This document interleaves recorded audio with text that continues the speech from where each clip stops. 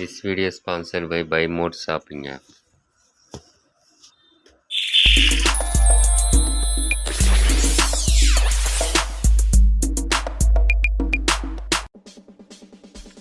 காலையில நம்ம எல்லாருமே எழுந்தது ஃபர்ஸ்ட் காஃபி முன்னாடி தாங்க கண் விழிப்போம். ஒரு கப் காஃபியை குடிச்சாதான் அன்னைக்கு நாளே ஃப்ரெஷ்ஷா இருக்க மாதிரி ஒரு ஃபீலிங் இருக்கும். நம்ம வீடா இருந்தாலும் நம்மளோட ஆஃபீஸா இருந்தாலும் நம்மளை தேடி யாராவது வரும்போது நம்ம கேட்கிற ஃபர்ஸ்ட் கேள்வியே காஃபி குடிக்கிறீங்களா தான் கேட்போம். அந்த அளவுக்கு காஃபி நம்மளோட கலாச்சாரத்துல ரொம்ப முக்கியமானது ஒன்னா இருக்கு. இந்த காஃபி பல நூற்றாண்டுகளாவே இருந்துட்டு இருக்கு. இந்த காஃபியை கண்டுபிடிச்சவங்க எத்தியோப்பியா நாட்டை சேர்ந்த ஆடு மேய்க்கிற தொழிலாளிகள். காடுகள்ல காய்ந்து செறிந்திருக்க காஃபி செடிகளை மேய்ந்த ஆடுகள் வழக்கத்தை விட உற்சாகமா இருந்திருக்கிறத பார்த்திருக்காங்க. சோ இதை பார்த்து அவங்க உணவுலையும் காஃபியை சேர்த்து சாப்பிட ஆரம்பிச்சிருக்காங்க.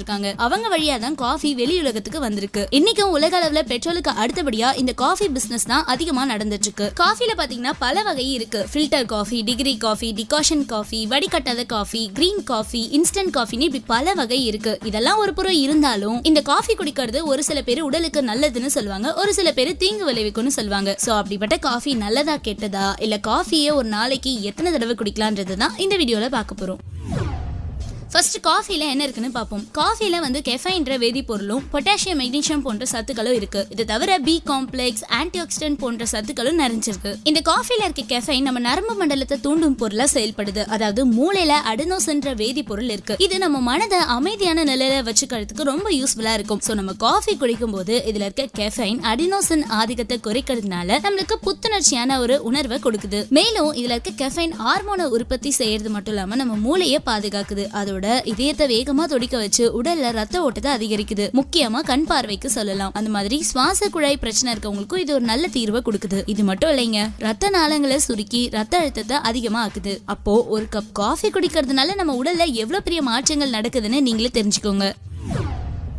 நிறைய பேருக்கு ஒரு நாளைக்கு எத்தனை கப் காஃபி குடிக்கலாம்ன்றது ஒரு பெரிய டவுட்டா இருக்குங்க. ஒரு நாளைக்கு 250 மில்லிகிராம் அளவுக்கு கெஃபைன் உங்க உடலுக்கு எடுத்துக்கிறதுனால எந்தவித பாதிப்பும் உண்டாகாது. கெஃபைனை ஏற்கும் அளவு வயது, உடல்நிலை, வளரும் சூழ்நிலை பொறுத்து மாறுபடலாம்னு கூட சொல்லலாம். பொதுவா ஒரு கப் காஃபியில 80 இருந்து 165 மில்லிகிராம் அளவுக்கு கெஃபைன் இருக்கு. அப்போ ஒவ்வொரு வகை காஃபிலையும் அதுல இருக்க கெஃபைனோட அளவு மாறதுனால ஒருத்தர் இந்த அளவுக்கு தான் காஃபி குடிக்கலாம்னு நம்மளால கன்ஃபார்மா சொல்ல முடியாது.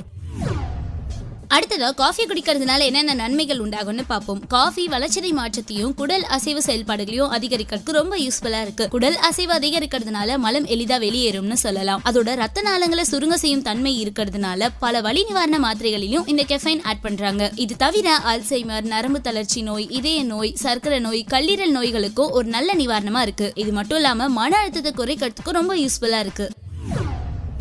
காஃபில இருக்க கெஃபைன் குறிப்பிட்ட அளவை தாண்டும் போது அது நம்ம உடல் நலத்தை பாதிப்பை உண்டாக்குமா. மேலும் ஒரு சில பேர் காஃபிக்கே அடிமையா இருப்பாங்க. அந்த மாதிரி இருக்கவங்களுக்கு கெஃபைன் உடல்ல சேர சேர பல விதமான பக்க விளைவுகள் உண்டாகும். குறிப்பா சொல்லணும்னா படபடப்பு, மன அமைதியற்ற நிலை, தூக்கமின்மை, தலை சுற்றல் போன்ற பிரச்சனைகள் உண்டாகும். முக்கியமா உயரத்த அழுத்தம் இருக்கவங்களுக்கு தலை சுற்றல் வரதுக்கும் நிறைய சான்சஸ் இருக்கு. சொல்ல போனா ஒரு நாளைக்கு நமக்கு தேவைப்படுற பொட்டாசியத்தோட அளவு 4 இருந்து 5 அளவு இருந்தா போதும். இது நம்ம அன்றாட உணவுலயே நமக்கு கிடைக்கிறதுனால நம்ம அதிகமா காஃபியை உட்கொள்ளும் போது பொட்டாசியத்தோட அளவு அதிகரிச்சு நம்மளுக்கு பலவிதமான பாதிப்புகளை உண்டாக்கும். இது மட்டும் சொல்ல முடியாதுங்க, நமக்கு ரத்தத்துல பொட்டாசியத்தோட அளவு அதிகமாச்சுன்னா சிறுநீரக பிரச்சனைகள் வரதுக்கும் வாய்ப்பு இருக்கு. காஃபி குடிக்கிறதுக்கு எது கரெக்டான நேரம் பாத்தீங்கன்னா காலையில காஃபி குடிக்கலாம். ஆனா அந்த மாதிரி சாப்பிட்டதுக்கு அப்புறமோ இல்ல சாப்பிடறதுக்கு முன்னாடியே காஃபியை குடிக்கவே கூடாது. குறைஞ்சபட்சம் 1 மணி நேரமாவது இந்த காஃபி குடிக்கிறதுக்கு இடைவெளி தேவைப்படும். அந்த மாதிரி ஒரு சில பேர் தூங்குறதுக்கு முன்னாடி காஃபி குடிப்பாங்க. அந்த மாதிரி குடிக்கிறதுனால அது உங்க தூக்கத்தை பாதிக்கும். சொல்ல போனா ஒரு சில பேர் தலைவலி மாத்திரைய காஃபியோட சேர்த்து குடிப்பாங்க. அந்த மாதிரி குடிக்கிறதுனால அது மாத்திரையோட பவரை கம்மியாக்கிடும். சோ எப்பவுமே அதை தவற செஞ்சிடாதீங்க.